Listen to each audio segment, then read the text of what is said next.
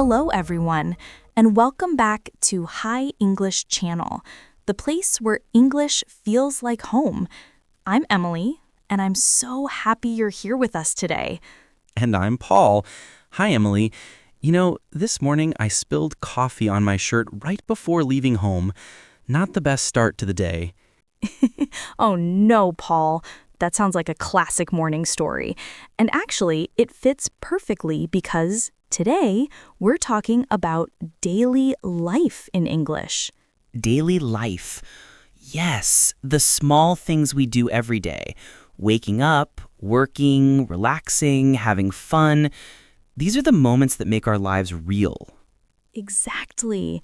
And it's one of the most useful topics in English because you can use it everywhere, at school, at work, or when meeting new friends. I love that. So, how do we start? Maybe with mornings. Perfect. Let's start there. How do you start your day, Paul? Well, I usually wake up around 7 a.m. The first thing I do is check my phone. I know, bad habit. You're not alone. Many people do that. But here's a great phrase for everyone. I usually start my day by... You can finish it with anything. Like, I usually start my day by making coffee. Or, I usually start my day by stretching for 5 minutes. Simple, right? Very simple. Okay, let's try a few more examples. I brush my teeth, I take a shower, I get dressed, I have breakfast. Nice. You can also add time words like usually, sometimes, always, never. They make your sentence more natural. So, I usually have coffee in the morning, or I never skip breakfast. Perfect. And here's a little vocabulary spotlight. Skip means to not do something you normally do. Like, I skipped lunch because I was busy. Good one. So, Emily, what's your morning like? I like slow mornings. I wake up, open my window, and listen to the birds. Then I make tea. That's my favorite moment of the day. That sounds peaceful. Meanwhile, I'm running around trying to find my keys. That's funny. We're so different. But that's great because daily routines can be unique for everyone. True. And here's something you can say when talking about habits. I'm not a morning person. Yes. It means you don't feel energetic in the morning. Are you a morning person, Paul? Not really. I need at least 2 cups of coffee before I can talk to anyone. Same here sometimes. But once I start my day, I like to plan it. I write a short to-do list. It helps me feel focused. That's a great idea. So friends, what about you? How do you start your day? Say it with us. I usually start my day by... Nice. Try saying it out loud. Don't worry about being perfect. Even small sentences help you build fluency. Right. Every word you speak makes your brain stronger in English. Okay, so now you've started your morning. What happens next, Paul? Well, after breakfast, I get ready for work. I take the bus, and sometimes I listen to podcasts, like ours. That's the best way to learn. Listening while doing daily things helps you learn naturally. Totally. So let's talk about the second part of the day, what we do during work or study. Good idea. Many people spend most of their day working or studying, right? Yes, and it's a big part of daily English. Let's share some useful phrases. For example, I work from home, or I go to the office. You can also say, I study English every morning, or I have online classes. Perfect. Let's give them a small vocabulary spotlight. Commute. It means to travel to work or school. Like, I commute by train every day. That's useful. My commute takes about 40 minutes, but I don't mind. I listen to music and watch people outside the window. That's a beautiful way to describe your day. See, language isn't just words. It's how you share your world. I like that. And here's another expression. I spend most of my day, Yes. For example, I spend most of my day working on my computer. or I spend most of my day talking to students. Listeners, can you make a sentence with that phrase? Try saying it now. I spend most of my day. Nice. The more you speak, the easier it becomes. Absolutely. And remember, making mistakes is normal. Even native speakers do it. Oh, yes. Once I said I'm boring instead of I'm bored during a meeting. Everyone laughed, including me. That's a good one. And that's how we learn, through laughter and small mistakes. Exactly.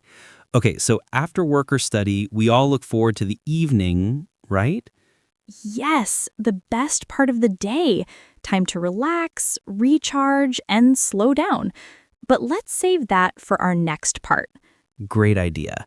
We've covered mornings and work so far. Coming up next, we'll talk about evenings and weekends, the fun side of daily life. Stay with us. And before we move on, say one more sentence with us. I start my day by. Perfect. Every time you repeat, you get better. You're doing amazing. Let's take a short breath together, and then we'll talk about how to relax after a long day. Sounds good. I can already feel my sofa calling me. Don't worry, Paul. We'll get there soon. All right, welcome back, everyone. We've talked about mornings and work. Now let's move to my favorite part of the day, the evening. Finally, the time when you can take off your shoes, breathe, and just relax. Exactly. After a long day, everyone needs that moment to slow down. So, Paul, how do you relax in the evening? Honestly, I love watching TV shows. Sometimes I cook dinner while listening to music. It helps me forget about work stress. That sounds lovely. I think a lot of people can relate. Here's a good phrase for this. I like to unwind after work. Unwind means to relax, right? Yes, it's a nice word. You can say, I unwind by watching movies, or I unwind with a cup of tea. Oh, I love that. Let's give listeners a few more examples. I read a book. I take a walk. I play games. Good ones. You can also say, I have dinner with my family, or I chat with my friends online. And here's another everyday phrase. I chill at home. It's a casual way to say you relax. Right. Chill is informal, but very common in daily conversation. For example, I'm just chilling after dinner. That's great English to use with friends. So, Emily, what's your favorite evening habit?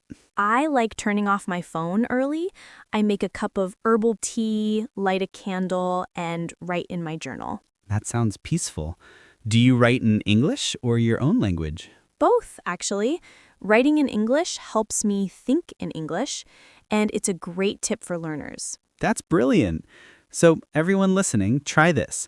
Before bed, write 3 sentences in English about your day. Yes. For example, I woke up early.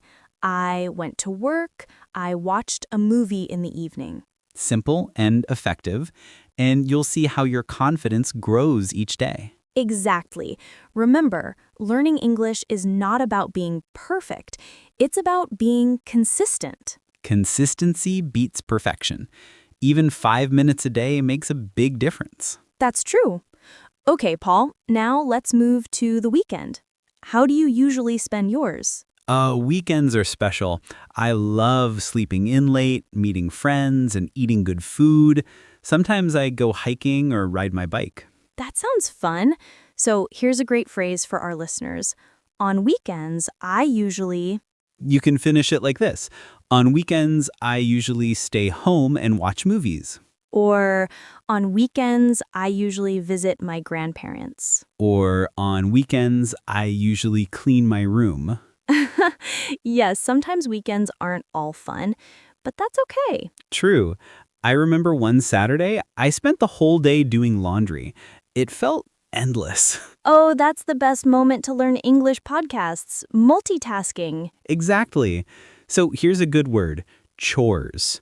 It means small jobs at home like cleaning, washing, or cooking. Perfect vocabulary spotlight.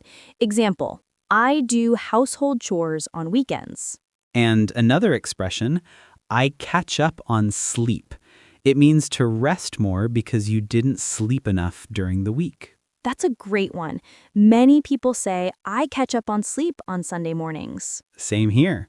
And sometimes I catch up on my favorite series, too. I like that. See, weekends can be relaxing, but they can also be productive. Yes, some people like to learn something new, maybe cooking, painting, or studying English. Exactly. Learning can be fun when it's part of your weekend routine. So friends, what do you usually do on weekends?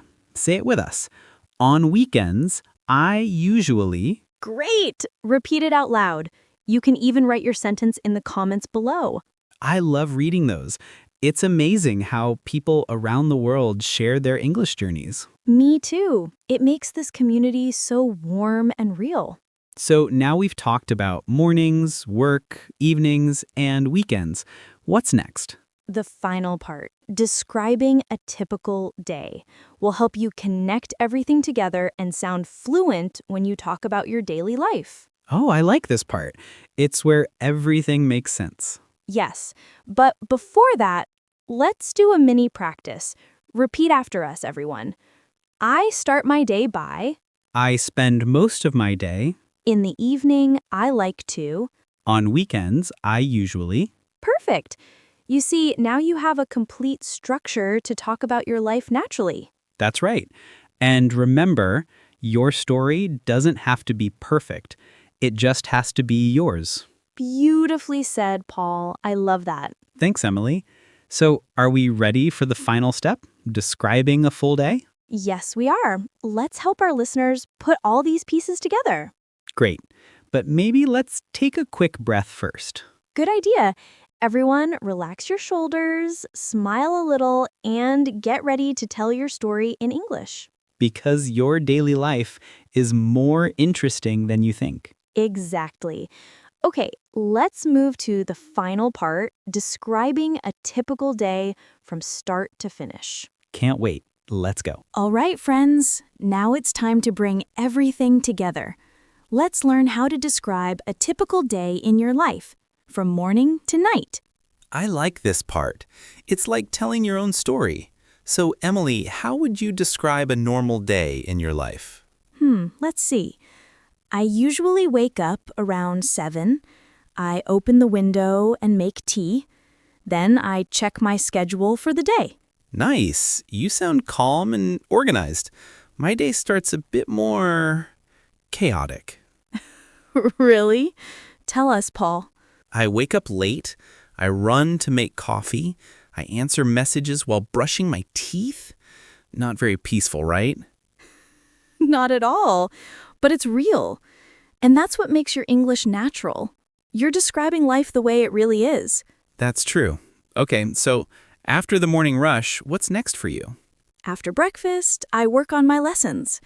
I spend most of my day writing scripts, recording, or editing. Sounds productive.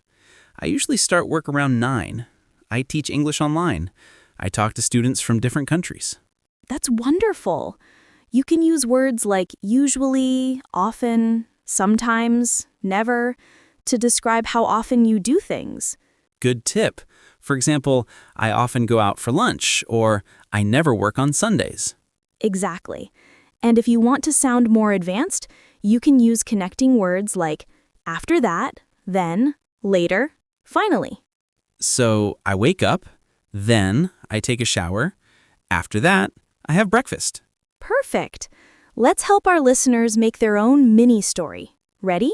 Sure. Everyone, think about your normal day. Say it with us. I wake up at, I eat breakfast, I go to work or school, I come home. Great job. Keep it simple and honest. It's not about big words. It's about rhythm and flow. Exactly. So, Emily, what happens in your afternoon? In the afternoon, I take a short walk outside. It helps me clear my mind. Then I check emails and finish my work. That's healthy. I usually take a break around 3. I drink tea and listen to music for 10 minutes. It helps me reset. That's a great expression, take a break. It means to stop working for a short time and rest. Listeners, you can say, I take a short break in the afternoon. Exactly. And another nice word is refresh. You can say, I take a walk to refresh my mind. Beautiful. Okay, so what about the evening? In the evening, I cook dinner. Sometimes I watch a movie or read a book. Then I get ready for bed around 10. Nice. That's a perfect daily routine paragraph. Clear, natural, and realistic. You can make it longer by adding time expressions. At 7, at noon, in the afternoon, at night. Example, at 7, I wake up. At noon, I have lunch. In the evening, I relax and watch TV. Perfect. Try saying that out loud. Your pronunciation improves when you actually speak. Yes, don't just read, speak. Your mouth and brain learn faster together. Absolutely. Okay, Paul, let's make it fun. What's one small, funny moment that always happens in your day? Oh, easy. My cat always sits on my keyboard when I'm working. She thinks she's my assistant. That's adorable.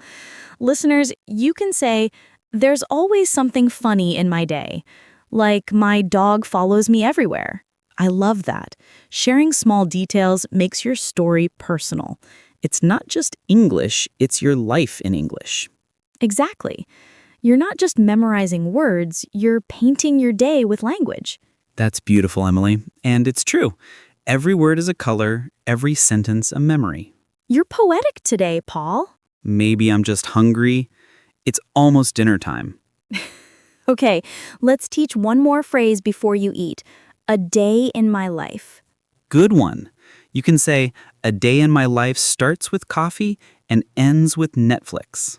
Or, a day in my life is busy but full of joy. That's so warm. Friends, what about you? How would you describe a day in your life? Write it in the comments, even just 3 simple sentences. We love reading your stories. Yes, we really do. Every comment shows your effort, and that's what learning is all about. Okay, before we wrap up, let's review a few key phrases together. Sure, say them after us.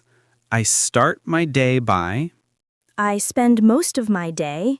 In the evening, I like to... On weekends, I usually... A typical day in my life is... Perfect. You sound great already. You know, Emily, this episode really feels like a cozy chat about life.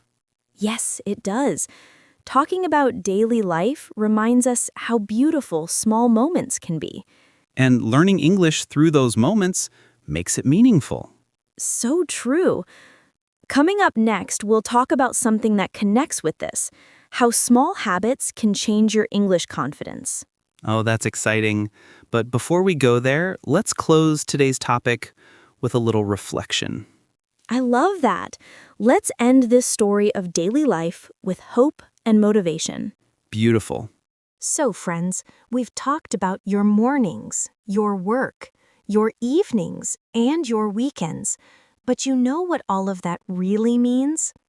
It means your life has rhythm, a pattern that tells your story every day. That's right. Every morning you wake up, you get a new chance to live, to learn, to speak a little more English, and to grow a little more confident. Exactly. And sometimes we forget that these small, simple moments, brushing your teeth, making coffee, walking to work, are the perfect moments to practice. Yes, you don't need a classroom. You can learn English while living your life. Talk to yourself. Describe what you're doing. For example, I'm brushing my teeth now. I'm cooking dinner. I'm going to bed. That's a great tip. It's like turning your daily life into an English playground. You live and you learn at the same time. And remember, friends, don't be afraid of mistakes. Mistakes are proof that you're trying. Yes, every time you make a small mistake, your brain learns how to do it better next time. So don't stop. When I first learned another language, I made hundreds of small mistakes. But one day, I realized I could have a full conversation, and I smiled. That's the magic of learning. You don't notice your progress day by day, but one day you'll see how far you've come. And that's why this topic, talking about daily life, is so important. It's not just about English, it's about being present and proud of your everyday journey. Beautifully said, Paul. Let's remind our listeners of some phrases they can start using today. Okay, say them after us, friends. I wake up at 7. I have breakfast and go to work. I spend most of my day studying English. In the evening, I relax and read a book. On weekends, I meet my friends and have fun. Excellent. Those sentences may look simple, but they're the building blocks of real communication. And when you say them out loud, you train your mouth, your ears, and your confidence together. That's right. Speaking English is not just learning, it's living.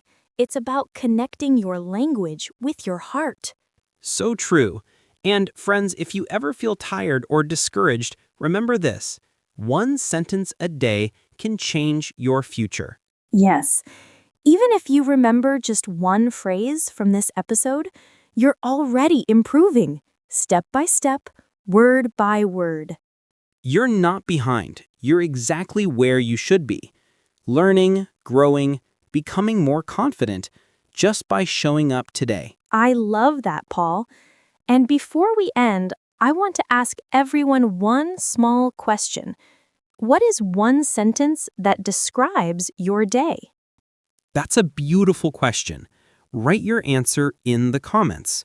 It could be something simple, like I had a good day, or I learned something new. Yes, and if you share it, others will see your courage and feel inspired too. Exactly. That's what makes this community so special. We're all learning together, one day at a time. All right, everyone, let's take one last deep breath. You've done great today. You learned real English for real life.